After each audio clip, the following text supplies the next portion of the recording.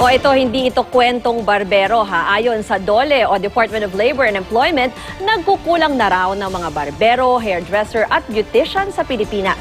Paliwanag nila tila mas gusto pa rin daw kasi ni Juan ang mga white-collar job o yung mga trabaho sa loob ng opisina.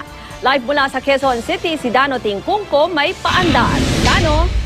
Ruth, hindi biro ang trabaho ng isang beautician, barbero o hairstylist, pero tila hindi raw mapuna ng mataas na pangangailangan sa mga tulad nila at sa mga tulad ng mga nasa aking likuran ayon sa datos ng Department of Labor and Employment. Ang ilan sa mga itinuturong dahilan, kakulangan sa kaalaman ng aplikante, kakulangan sa aplikante at mababang pasweldo. Meron pa raw ilan na naiingganyong mangibang bayad.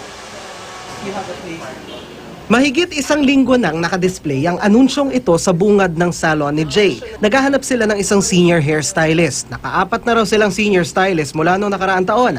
Isa-isang nag-aal sa balutan. Kundi kasi nag-a-abroad, lumilipat naman ng ibang salon. Mahirap. Lalo na yung mga ngayon kasi dapat as senior hairstylist, dapat alam mo lahat. Kulang na actually. Parang kulang ngayon Parang lahat na lang nagpupunta abroad.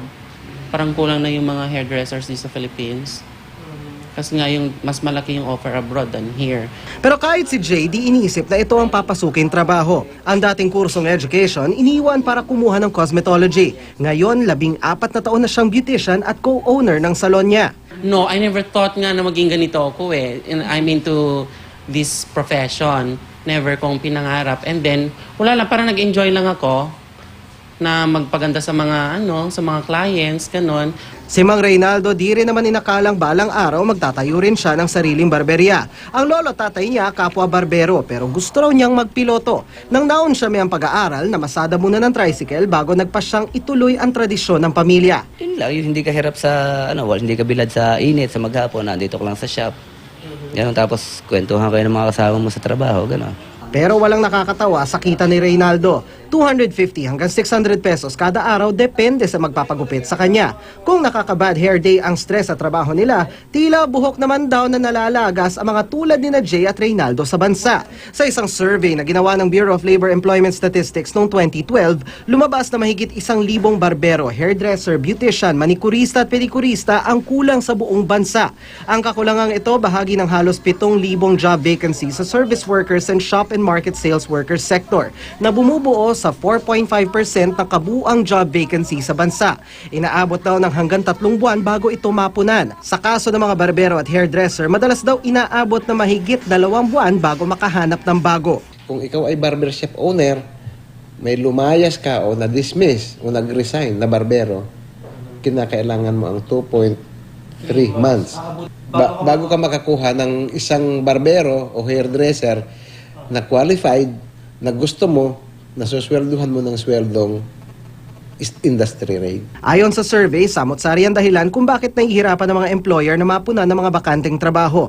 3 sa 10 employer ang nagsabing kulang sa kaalaman ng kanilang mga aplikante, habang 2 sa 10 naman ang nagsabing konti lang daw ang nag-a-apply sa mga naturang trabaho. May ilang aplikante rin daw na gustong mag-abroad o di kaya naliliitan sa offer na sweldo ng employer. Ayon sa DOLE, kung tutuusin, maraming trabaho pero marami rin ang pihikan. Ito sa Pilipinas, alam mo naman, gusto nakakorbata. May bias tayo sa trades and crafts occupation. And we prefer occupation na yung white collar over blue collar. Naikipag-ugnayan daw ang DOLE sa DepEd para maaga pa lang mabigyan na ng career guidance sa mga estudyante at mahubog na kaagad ang plano nila sa buhay at karera. Pero para kina Jay, maganda rin daw kung gagawa ng paraan para mapataas ang pasweldo sa mga tulad nila. Sobrang baba yung pasweldo.